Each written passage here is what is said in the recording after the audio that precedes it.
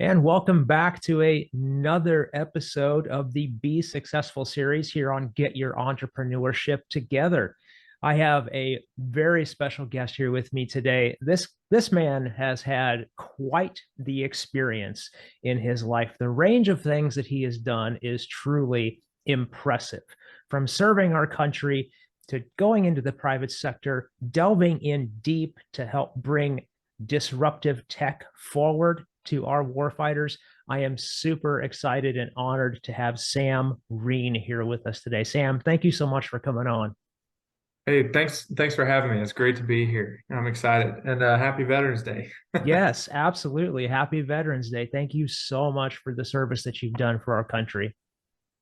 Thank you. There are a lot of others out there that did a lot more than I did, but I enjoyed my time in, so it was good.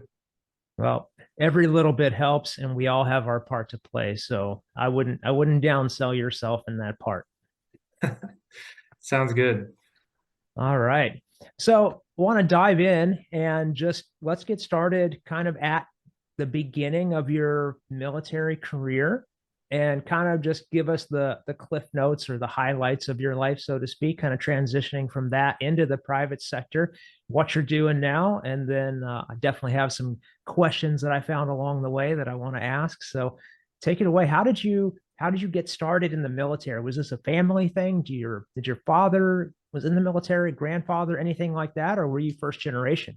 Yeah, no, I was first generation, and so I grew up first in my family to serve, and it was figure out a way to pay for college because the family wasn't going to be able to afford it. So I applied to the Air Force Academy and got in there and did my time in Colorado Springs. I should say I didn't get in the first time with the Air Force Academy. I got sent down to Alabama, did a year at Marion Military Institute, which is a great little school. Did a year there and then got accepted my second try to the Air Force Academy. So went there and I went there the same as probably a lot of kids wanting to fly. And then did my time as a junior. Between your sophomore and junior year, you go do what they call ops tour, which is where you kind of follow around an officer and get to kind of intern for them. And so I did that with a pilot, and because that's what I wanted to do when I grew up was to fly and kind of get to follow him around and see what real life was like as a pilot.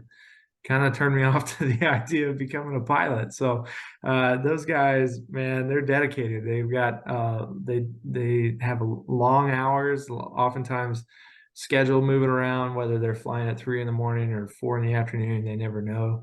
But they got to have mandatory crew rest, which limits how much time they have with their family and things like that. So a lot of I could tell it was going to be a huge difference from what I knew growing up, where my dad was home every night and he worked 9 to 5 pretty much. So that's kind of what I was looking for. Realized I wasn't going to get that with flying, and I landed in acquisitions, and so I became a procurement officer, what they call contracting officer, and got sent to Cannon Air Force Base, New Mexico was my first base. So from lovely Colorado down to New Clovis, New Mexico, and really enjoyed the mission there. So that was good. That was a cool experience. I was there for 4 years and enjoyed every minute of it because as an acquisition contracting officer with Special Operations Command, you're very close to the warfighter. It's a very flat organization, and so everybody is kind of connected to that front line and trying to support the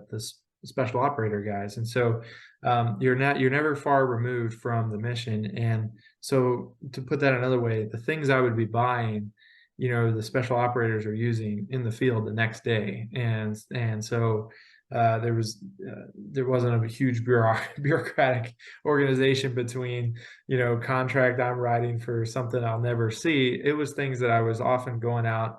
When I did my time in Afghanistan, I had bags of cash. I'm following the team around, and I'm making purchases, whether it's water bottles or goats or whatever I'm buying for the teams.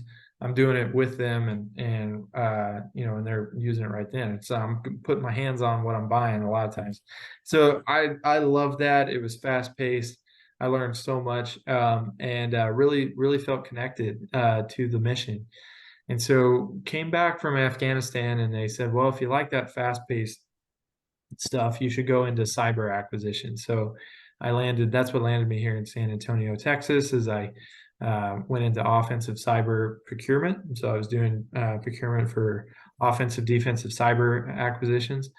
And it was a kind of a shock. So I was expecting to land in offensive, defensive cyber and get to see some really cool technologies, alien type stuff. And, because you have to get a clearance and things like that to even look at what you're buying. And so I did all that, got behind the door and realized, oh, we're a couple steps ahead of like a typewriter here. Like, it is not the Star Wars tech you see in the commercials. We were pretty far behind commercial partners and the competition. And a lot of it was acquisition's fault. Like, it was my career field that was taking so long to buy things that we were losing an arms race. And so the cyber guys, much like the soft guys, very capable, very good at their jobs, but we weren't getting them the shiny new toys they need to be effective as fast as they needed it. And so in the 9 to 12 months it would take us to put something on contract, they come out with a new iPhone generation that would patch whatever exploit we were trying to take advantage of. And so whatever we bought was obsolete by the time we bought it. So everybody's got the new iPhone. So, that was really frustrating to feel like I'm having a negative impact on the mission. I'm slowing things down. I'm the bottleneck.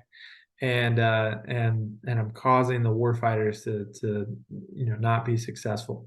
And so I tried to speed things up as much as I could. I tried to figure out a way to overcome this. And so I spent a lot of time going to conferences with startups and small business, because I really believe like that's where the speed was. That's where a lot of the innovation we were finding, because we weren't getting speed from Raytheon, Lockheed, Boeing, the big primes. And so we need to move fast. And so that's going to be in the startup community. But every small business site and venture-backed company I talked to didn't want to work with me, didn't want to work with the Air Force, because we were too slow, or we were too bureaucratic, had too much red tape, and they didn't want to go through all the hoops to work with us. And so I had to figure out a way to like how to remove some of these hurdles and make this easier. So when I was tapped for another deployment back to Afghanistan in 2019, I had a baby on the way, my second child. And so I decided, it's time for me to get out for my family, but I still wanted to stay connected to that mission of trying to get good technology to the warfighter, trying to get good tech in the hands of the operators. Because I believe if we didn't, we're going to be disrupted in the next war. And so that's kind of how I made the transition to commercial. Is I went back to startups and I said, how can I help you do business with the DoD? And I started to work with tech startups and small business, trying to help them overcome all of that red tape and bureaucracy and work with the DoD. Makes perfect sense. Yep, absolutely. So the Lockheed and the Boeing guys, they're tied up in that bureaucracy too, that slows down the advancing of technology or getting it into the hands of the people that need it, huh? Sure. Yeah. When you talk to, for one, let me say what I learned most from working with tech startups is that they really have three challenges when it comes to working with the DoD. And the biggest one is the Department of Defense, a giant black box, and we kind of do it ourselves. We have gates. You can't go talk to our people. You can't come on base and just have a conversation. We hide a lot of our people into bunkers and skiffs and where they're working, and so it's very hard to find your customer and to do business with them. And so for a startup, they don't know where their customers are, who they are, or how to find them. And so that's really what I focused on. But once we're in there and we're talking to a customer, we've facilitated a meeting. This is going to be a great thing. We've got a buyer on the government side whose mission really aligns with the capabilities that this tech startup has. So, problem and solution are a match. And we get across the table, the tech startup would make their pitch, they tell about the product, But we'd hear this all the time. The government person would, be nodding their head the whole time, like, yeah, this is great. I would love to have this. It would make my job so much easier. But then the next thing they'd say is, oh, but I don't have any money. And so back to the timeline thing you were talking about, Lockheed, Boeing, Northrop, they can wait a year for a contract. They can say, yeah, that's okay. I'm not in your budget this year. Write me into your budget next year, and we'll wait 12 months. That's not an option for small business, for startups who need to show traction for their investors every 90 days. And so they need money now. They can't wait a year for money. And so that's kind of what the large primes are really an extension of the DoD. And they're very large bureaucratic organizations themselves. And so it's like turning a battleship, and they take a lot longer to do that than a little speedboat that is a startup. And that's kind of what I've learned. And so, okay, we've got an interested customer, but they don't have money, or their budget is already spoken for. Every dollar has a name. And they tell that startup, hey, come back to me next year. I'll have money for you then. That's where, okay, that's the problem number two. We've got to solve that. We've got to find funding to start working with these customers today. And that's where the Small Business Innovation Research Program came in, is that here's a program created by Congress back in the 80s for small business. It's $3 billion a year that they have set aside and says this must be spent on small business. And it really is a great program, because it allows us to say, okay, we've got an interested, willing customer, we've got a buyer, they just don't have money. We're able to tell them, oh, that's okay. We'll go get other people's money. We're going to go tap into this thing called SBIR, and we're going to use that budget to start working with you today. And so for the government customer, that's great. You're able to go get money and start working with them now, as opposed to next year. And it's zero risk to them. It's not their money, it's other people's money. So it's not their budget. It's really great. So we're able to go out and get SBIR funds, start working with government customers now, and build that relationship with them, get your product in their hands. They start to adopt the technology, provide you feedback, how we can make it better. But the whole time, really, we're getting funded with SBIR dollars, so that the next year, when they have their own money and they want to work with you, you're already the incumbent. They've already used the product, they've already adopted it, they like it, they want to continue using it, and it's a much easier sale than it would be if the traditional way, which is, oh, okay, I'll see you next year, I'll call you back next year, and hopefully you want to buy me then. And maybe they do, or maybe they have a dozen other pitches between now and then that takes priority. And so they, you call them up and they say, you know what, my budget's tight again, and they kick you down the road another 12 months. So SBIR is really great for building those relationships and really getting like a paid proof of concept going, like a pilot program that's funded with SBIR dollars, started with these customers. So admittedly, that's a program I didn't know about when I was in the Air Force. So I was a contracting officer. My job was to do acquisitions and spend money. And I had no idea about the SBIR program. I'd heard about it, didn't know I could be a user of it as an acquisition guy. And so it's been really great to learn the program, the ins and outs of it, since I got out in 2019, and teach that program to not only the startups, but to my fellow coworkers, former coworkers, the acquisition guys in the Air Force and DoD, and teach them how they can use this program to leverage commercial technology and get good tech into the hands of their customers, the war fighters, much faster than they would the traditional route, which is what I was beating my head against the wall constantly as a cyber acquisition guy. So you had mentioned something about these tech startups, these startup companies. Sometimes they don't know like who their customer is or who they need to get in front of in order to really pitch their service, maximize their business, things like that. And this being a show about entrepreneurship, I did, do a little bit of looking, obviously, into your LinkedIn profile and saw that you are a member of the SA Startup Club. And, you've got your own podcast, you have resources for people that are in startups and things like this. So was that kind of the stepping stone or the evolution into being this coach consultant type of version of yourself outside of the military was starting that nonprofit?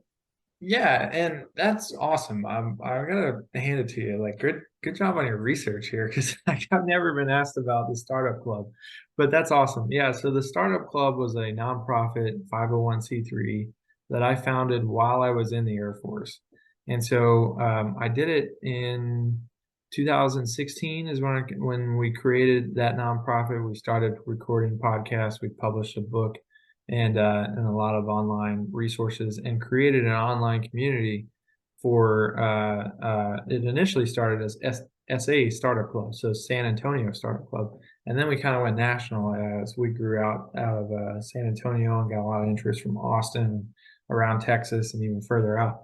And so that is where I spent a lot of time interviewing um, entrepreneurs like you're doing, and I learned a lot about their plight when it comes to working with DoD, and knowing how it worked on the government side, and getting their point of view and their perspective how it worked on the other side.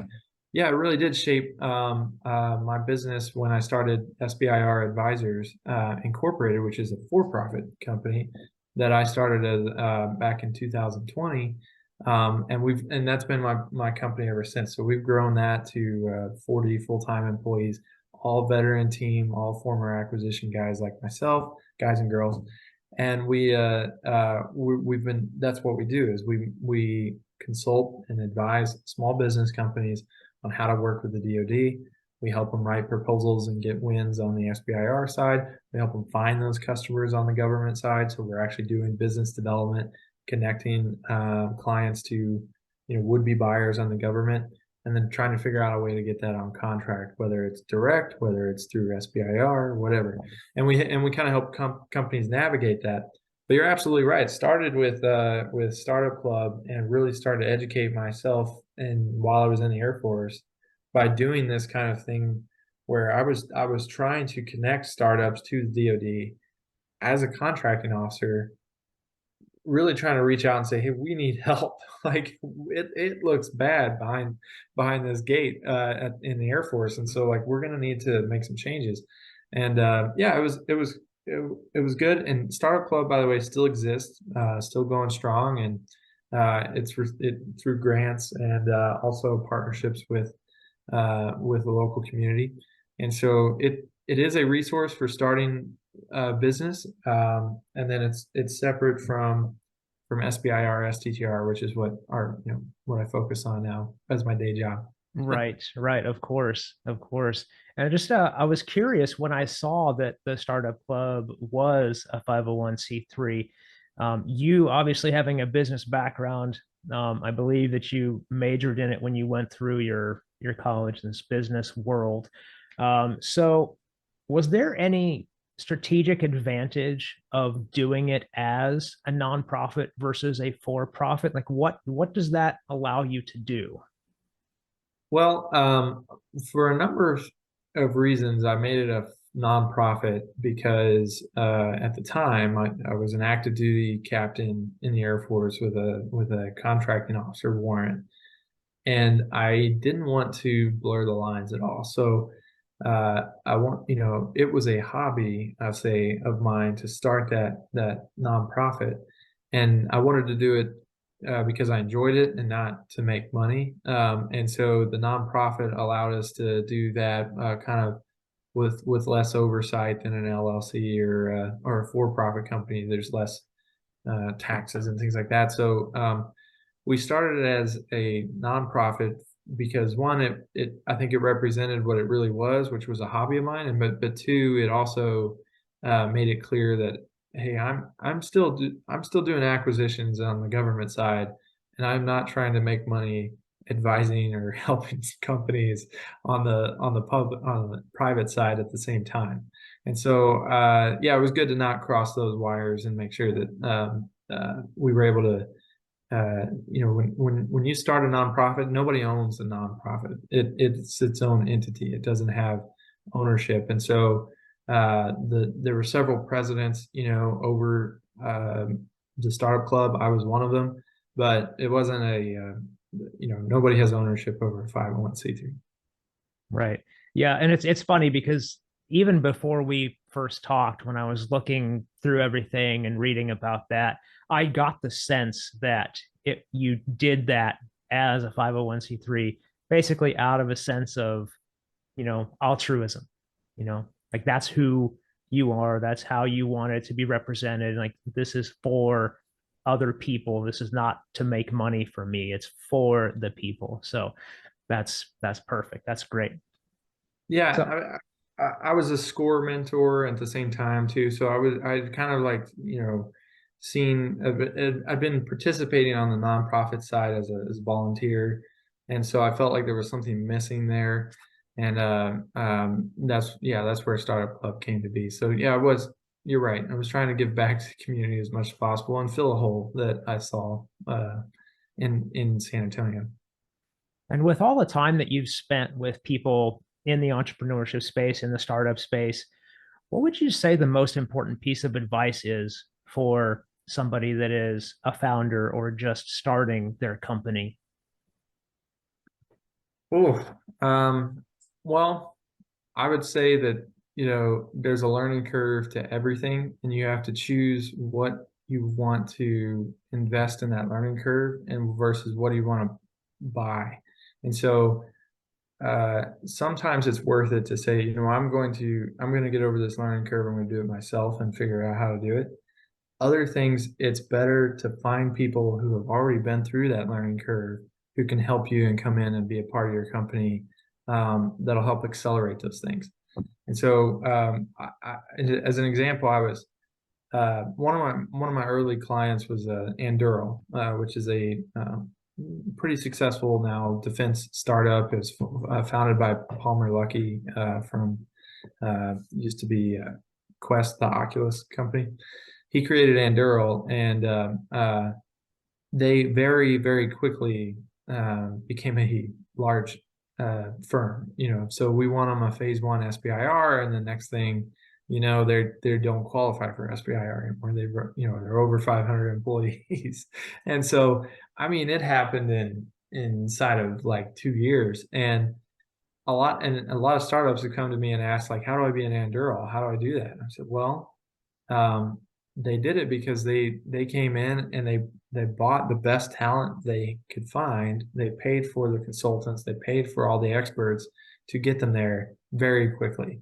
It would have taken more than 2 years to just learn how to become a defense business and how to do this, or they came in and they bought their way to be experts from day one. And so like they kind of chose what they wanted to invest time in versus money and whatnot. And as a venture cap backed company, it's a little bit different.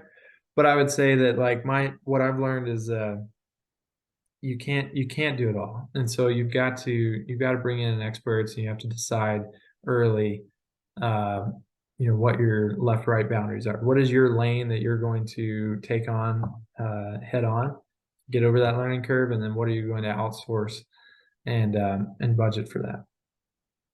Yep, makes perfect sense. Stick to your lane. If you want to expand it, commit to it. And if you don't, or if that's not your strength, you either hire somebody that can do it for you or somebody to consult your way through it. Yep. Invest in your weaknesses. 100%. That's a So, great way of saying it. Yeah. so with your mission, you're all about getting this disruptive technology into the hands of America's warfighters. I'm curious, what do you mean by disruptive, and why are you so passionate about it? Yeah, thanks. So disruptive tech in by my definition is technology that's going to make a difference for the day-to-day life of any military. We call them warfighters because in special operations, everybody was a warfighter, whether you were the cook, whether you were transport, like you drove the trucks, everyone was a warfighter. And so, of course, there's technology that helps the guys who are pulling triggers, but really every part of that supply chain from or well, they call it kill chain, everything from the trigger puller back to home base logistics, supply, and all of the support. everyone utilizes technology, and you want to try to do everything you can to improve the lives and of everyone in that chain. And so disruptive means that it's going to come in and it's going to totally replace the legacy systems that have been there since the Vietnam War. So that a That's the lot of the Vietnam War. oh yeah, a lot of the technology we're working with now is 30, 40 years old. I mean, the F-22 was Wow. designed 20, 30 years ago. And so they started that acquisition program, almost Vietnam, like post-Vietnam War. They started a fifth gen fighter, and so, or fourth gen, I think, is the F-22, but I'm not sure.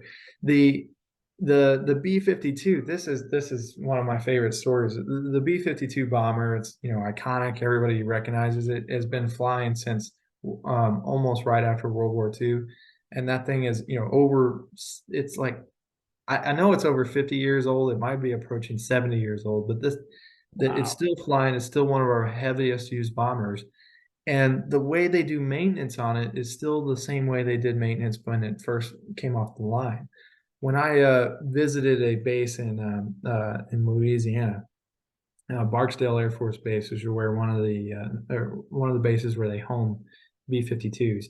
I went out there and I was talking to airmen and asking them, "What are your problems? What are your problems?" Like, it's wide open to that, and they were like, "This guy's crazy. Like, you work with OSI? Like, they're investigating. Like, they they thought I was some kind of probe or auditor." You're a I narc. Yeah, yeah, exactly. I'm like, no, no, no. I just want to know, like, what do you wish would be better every day? And in the corner of the room, this airman girl looks up from her cell phone for a little bit. She's got her phone. She looks up. She says, "The doors kind of suck."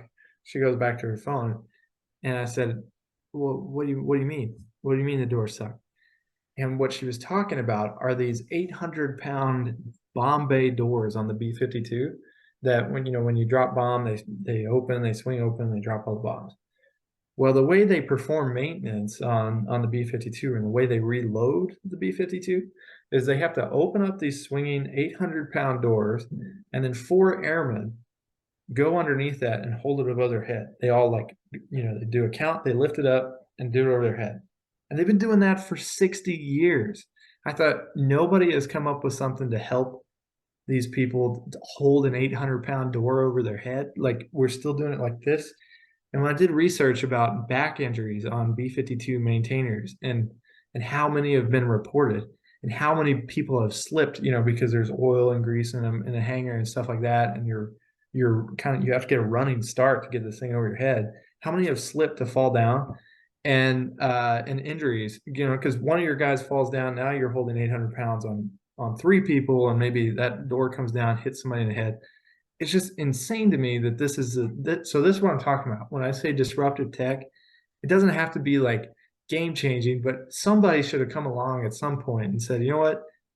This is legacy. This needs to be replaced. There's got to be a better way of doing this." And that's what I want to do and help warfighters. So we found that, of course, we're making huge strides in AI and huge strides in cyber and drones and things like that. But there's even more, rudimentary technologies that we need across the DoD that would make these guys' lives better and would help, save time and save from injury and things like that. So that's kind of what I'm on the hunt for. But why, so that I hope that speaks to why I'm passionate about it, because like that's a travesty in my mind that we're just doing It's stupid almost an over. abuse, really. Yeah, It's an exactly. abuse of people Yeah, that are here to serve our country.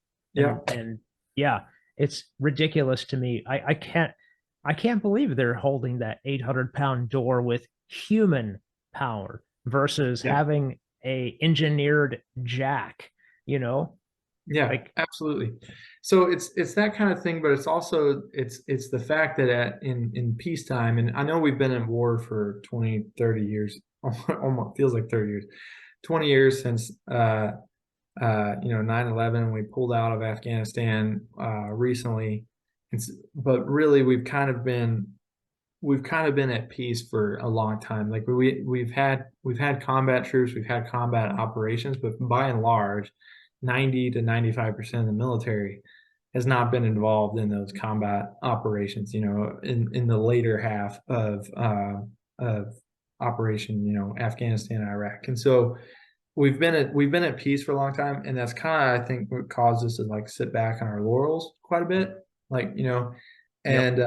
and we're looking at now things are happening in Israel, in Middle East, and Ukraine, and realizing there's some pretty major players now. It's not going to be we have air superiority, we have the ability to go in, set up, and be, and fight guys in caves. It's like we might be fighting peers, and on a technological level. And I think that us kind of like sitting back and getting too comfortable over the last 20 years has really festered in the bureaucracy of the acquisition community. And what I mean by that is, in 2015, I was deployed downrange to Afghanistan, and excuse me, 2016. I was down there. Our base was attacked. They blew in the front gate, and guys ran in, shooting anything and everything that they could see.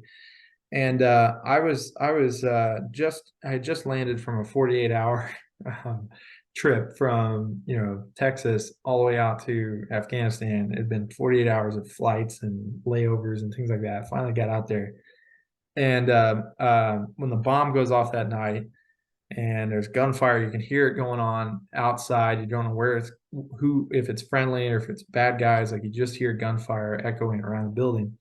And one of the guys, taps you on the shoulder and said, they need help with medical. Like, we got to go pull out the wounded. And they run out the door into the pitch black because the power had been knocked out from the explosion. So it's pitch black outside. It's dark in the building, and they're just running out there, and everything in your body says, like, that's too much risk. Like, I want to Yeah. stay in my bunk where I'm safe and where, like, I feel like nothing's going to happen to me. And so going from an environment like that, where guys are taking risks like that with their lives, and then coming back to offensive cyber, defensive cyber acquisitions, where people talk about risk and they mean, like, well, I might lose my job, or I might have my contracting warrant, taken away from me. I might get my wrist slapped, by my boss or something. And they talk about that being too risky to make an acquisition, to move faster with a contract. I'm not going to speed up the legal review because that's too risky. What are you talking about? Like, that's not risk. Like, what they're doing downrange, that's real risk. But nobody sees that because we've been at peace for so long. So, like, and the definition of risk has really changed. And so, but for me, for being there, seeing the guys put their lives on the line, like, that to me is real risk, and that's who we need to support. And that's why I'm passionate about trying to make change and trying to make the DoD go faster. Absolutely. And that falls into like right into my next question. So I listened to another interview that you did on Texas radio, and you were talking about how the disconnect, what you're just saying, between the need and speed. And I'm just curious, within your new company, what have you done to speed up that process? How did you engineer it, or just rework things in order to make it happen faster? Yeah, so really it's leveraging this program that we found called SBIR, so Small Business Innovation Research program. Has been around since the 80s, but the way they created that program, really up until 2019, it wasn't producing results. So, like, they were spending tons of money and time in research and development, but everybody kind of wrote off the SBIR program from the 80s to 2019 as a tax. They said, 3% of my budget has to go out the door to something called the SBIR, where we fund these companies to do science projects, and less than 1% of technology that we invest in actually transitions, actually makes it into production and scale. And so everybody thought it was a waste of time, a waste of money. that up until 2019, right around the time I'm getting out of the military, the Air Force makes a decision to flip that program on its head. And they say, you know what, we're not going to manage it the same way we've been doing for the last 40 years because it's not working. The way they were managing it up until 2019 was, 3 times a year, they would put out this laundry list of extremely specific problem statements. They would say things like, we need a lightsaber. It's got to be 3 feet long, 2 inches diameter. It's got to burn 1,000 degrees. Wait a And minute, wait a minute, wait a minute. Are they actually making lightsabers? Like, is the DoD I, making lightsabers? I haven't seen one that I haven't seen a request for a lightsaber yet, but it is that extreme. It's that kind of technology they're asking for that you're just like, it doesn't exist. Like how, it's a science project. Like how would we even begin to do that? And that's the kind of problems that they would be publishing. And so most companies were like, nah, pass. And they'd go try to make money in the commercial private industry. And so the only companies that were participating were companies we called SBIR mills, SBIR mills. And that's because they were set up, these are entities structured to just win SBIR contracts, and that's it. They weren't structured to produce a product. They weren't designed to do production or scale or anything like that. They just were groups of PhDs and academics who would write white papers to address these problem statements. So it became this race of, because it's competitive, right? Like you put out a problem statement, and if you don't make lightsabers, no need to apply. But even if you do, you're competing with everyone else who says they can make a lightsaber. And so it became like, who can out white paper the other company? And it was whoever could propose the most ambitious, the most forward-leaning white paper would win.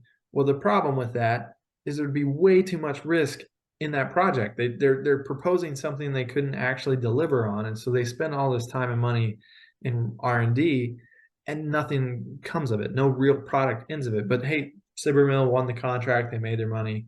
They're happy. They're not. Their mission, their goal wasn't to actually get tech to the warfighter, and so it really got a bad rap for 40 years. The Cyber program, because of this little cottage industry it created. So that's why in 2019 the Air Force said, you know what, the hell with that. We're not doing that anymore.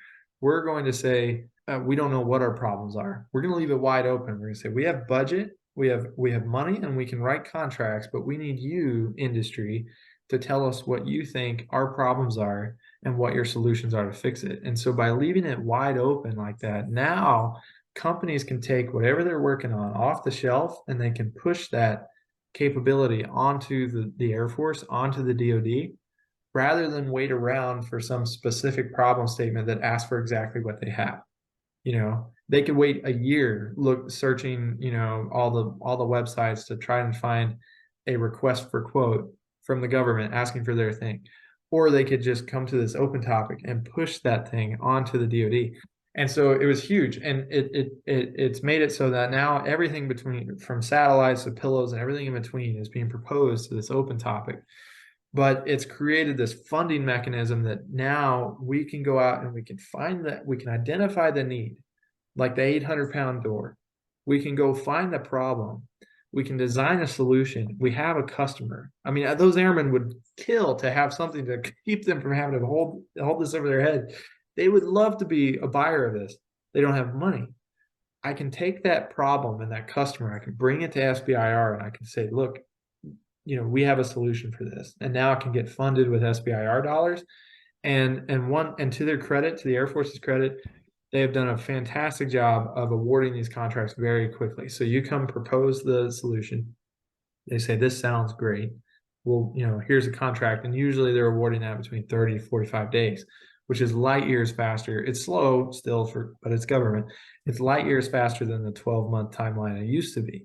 And so we haven't done anything to change that. The DoD kind of recognized that change. They made it possible. We have used it as a tool, and we have gone out and evangelized it to as many tech startups as we can find. Because, VC, venture-backed companies aren't up on SBIR. They're not keeping tabs on what the DoD is doing. So we have to go out there and tell them. We have to go find them, say, your tech could be used for the DoD. You've got a customer over here. We just, need you to, this is how you do it. We take them through the SBIR process. So I'll say, like, my team has won over 300 million for our companies in the last 12 months for our clients. And I think that that's 300 million worth of incredible technology. In fact, just this morning, I watched SpaceX, their Falcon 9, Transporter 9 mission launched at 12:30 Central Time, 10:30 Pacific. And on that rocket was 4 different satellites that were funded with SBIR dollars. 4 different companies on there. They're our clients that we got those satellites designed, built, manufactured, and on that mission because of SBIR. And we did it in record time. These are companies that won those contracts, their first DoD contract ever, like less than 12 months ago, and now they got a launch, and they're putting it on in orbit. And that is speed to need that I'm talking about, and that is that's what my team has done. I feel like we've probably done more good for the DoD on this side, helping companies to navigate this and bring their tech to the warfighter than I ever did as an acquisition officer on the DoD side. Well, like you said, it's all in the private sector is where the solutions are going to come from. And you can correct me if I'm wrong by all means, but I don't know if you guys caught this, but of what his actual value prop is. His actual value prop is the relationships that he made while in the military and the knowledge that he accrued there. And because of that, he is now able to connect both sides, the DoD and these private companies. He's able to connect the two together. Is that accurate? Exactly right. Exactly right. Yeah, we help find the customer. We help identify the buyers on the DoD side. We facilitate those meetings, get you in the room with that customer, and then figure out how to do business with that customer. If they've got money, great, we'll get it on contract. If they don't have money, we'll take it through SBIR. We'll go get money for it. But you're right. Like we all of my guys are former acquisition officers. We've done contracts. We've done procurement on the Airforce DoD side for years, and we know the ins and outs, how that process works. And so to bring it all back to a bow, like, do you want to learn how to do business with the government and go, being and read through the thousands of pages of documents in the federal acquisition regulation, or do you want to focus on your commercial product and developing and building your company and hire out the ability to go out and win business with DoD, because we already are way past that learning curve? That's the value prop, is like, are you going to hire your own federal BD team and hope that they can win you a contract, or do you bring in consultants like our firm? We're a team of 40 working for you instead of one guy, and we're a fraction of the cost, and most of the time you only pay us if we win, and we're good at winning. There you go. There you go. They've Yeah. got skin in the game, in other words. That's right. Yep. That's amazing. Wanted to ask, just, we're getting kind of towards the end. I can't believe it's already like getting towards the end of our hour here, but I want to ask a couple of things that are maybe just a little bit fun, a little bit different. What's the coolest thing that you have seen come down the pipeline that you've helped bring to market? Oh, oh man, I know I've got a lot of clients listening to the podcast saying like, "Oh, I hope he says my tech." I know whatever I say, I'm gonna make somebody mad. Coolest technology. Not long ago, DARPA announced a challenge for jetpacks. They wanted to design, build, and they were offering up to $2 million for a jetpack, and we were out there doing our market research and found a company called Skypad, and phenomenal founder, great guy. He's got a huge technical background, and just so happens he's the only guy in the U.S. building, designing viable jetpacks. And you've probably seen some of his work on YouTube, but Probably. yeah, but he we got him working with DARPA. We got him the SkyPad or the jetpack contracts, and that's probably one of the cooler things I've seen. And I've got to lose weight. He told me this. I got to cut weight so that I can take the jetpack out for a ride myself. So that's my motivation to start dieting. Is I want to strap that thing on. So. Yeah. How's your wife feel about that? Yeah. She's not too. I told her we'll do it over a lake. If I fall in, we'll be fine. Break your fall, Yeah, that's right. I mean, it comes with the inflatable life raft, right? Yeah, well, I have to tell him to design that in. Yeah, because I'm for sure gonna crash it. So. Oh man. So, and I also have to ask, are aliens real? Not allowed to tell you. No, Ah, no, I'm kidding. I don't know. So I never got to that level of I only had a top secret clearance, and there are several layers of clearance above top secret that I'm sure are handling those kinds of questions. But I was hoping to see the little green man. I never encountered any. I don't, but I don't know. I can't tell you. yeah, fair enough. Fair Yeah, enough. Sounds like a government dodge to me, but it's yeah, it's all in good jest. yeah. So Sam, man, this has been really fun. Thank you so much for coming on, sharing your experience, your knowledge, your wisdom. And where can people find out? Like if there's a tech company that's watching this or any company that thinks that they could be a benefit to our military, where do they get in touch with you? How do they get that process started? Yeah, I try to be the opposite of the government, which is the government's very hard to find, very hard to get a hold of, and pin down. So I want to be like radically available. So I'll give you my calendar link. So just go out and grab a time on my calendar and let's have a call. So it's calendly.com/Sam dash SBIR. So I can send that over to you too for the show notes. But yeah, it's calendly.com/Sam dash SBIR. Just go on there and grab a time and let's have a call. Excellent. I love it. I do the same thing when I'm talking to other people's podcasts. Just here's my email address. You got questions about how to create generational wealth, how to cut your property taxes if you're a commercial property owner, all that stuff. You got questions, shoot me an email. Let's talk. So that's great, Sam. Really appreciate that. And you guys, that link will definitely be in the show notes. So if you have that interest, just click it, grab some time to speak with Sam. Obviously, he's a great guy, easy to talk to, no pressure, and see where you go from there. Again, Sam, thank you so much for today. I really enjoyed it. Any last thoughts, anything that you want to leave us with today? No, I think what you're doing is amazing for founders and entrepreneurs, and I can't thank you enough for the resource that you are to the community, and thank you for your time and having me on the show. You are very welcome. All right, guys, like the show, share the show with your friends, and we will see you in the next one. Peace.